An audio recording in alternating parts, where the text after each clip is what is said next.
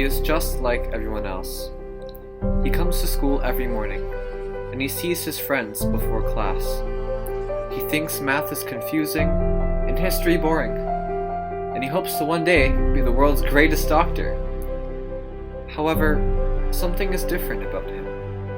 He can't go out to concerts or hang out at the mall, but he probably wouldn't tell you that. The first time it happened was on a Tuesday in June. It was warm and bright, and he had gone on a walk by himself to the park. Everything was going okay, until it wasn't. With no explanation, he had an overwhelming fear of insecurity and panic.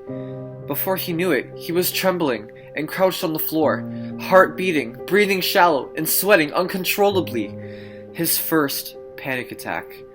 He began avoiding that park, but the attacks became more frequent and unpredictable, and started happening all over the place, with no connection he could think of.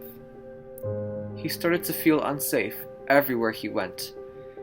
He always thought it was the places he went, and never thought it could be him, until his GP diagnosed him with agoraphobia, the fear of open spaces.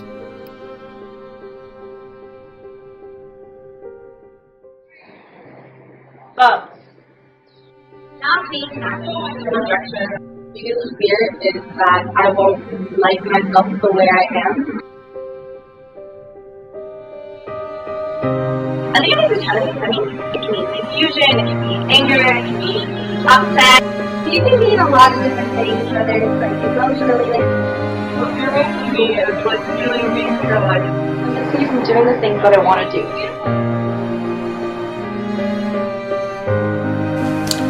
Fear is a chain reaction in the brain that starts with a stressful stimulus and ends with the release of chemicals that cause a racing heart, fast breathing, and energized muscles, among other things. To produce the well-known fight or flight response, a part of your brain called the hypothalamus activates two systems: the sympathetic nervous system and the adrenal cortical system.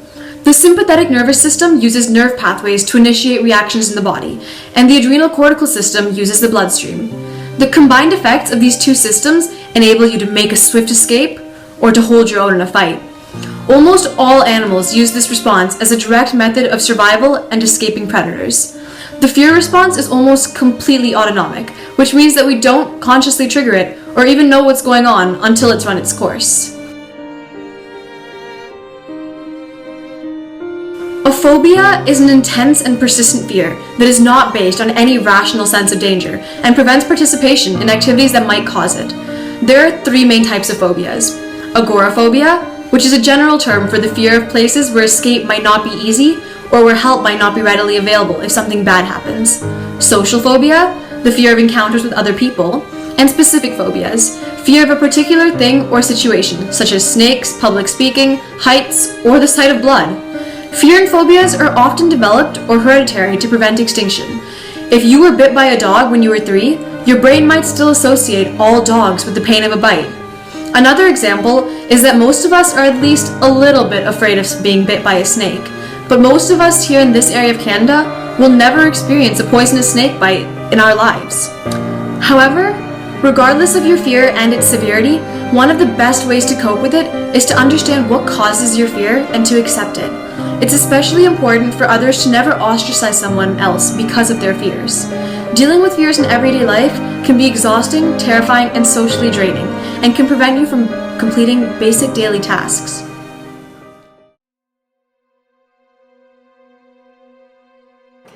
Okay, well, it can affect every aspect of life depending on what that fear is. If you have a horrible fear of heights, you're not going to go running up the CN Tower.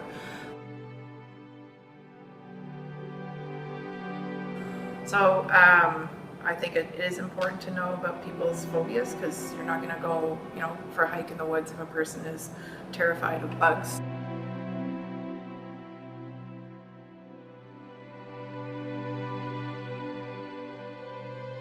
Sometimes when you have a phobia, that can lead to anxiety, which can then lead to depression. So it kind of sometimes takes a steamrolling effect, because one, disorder leads into another, because they're all kind of combined.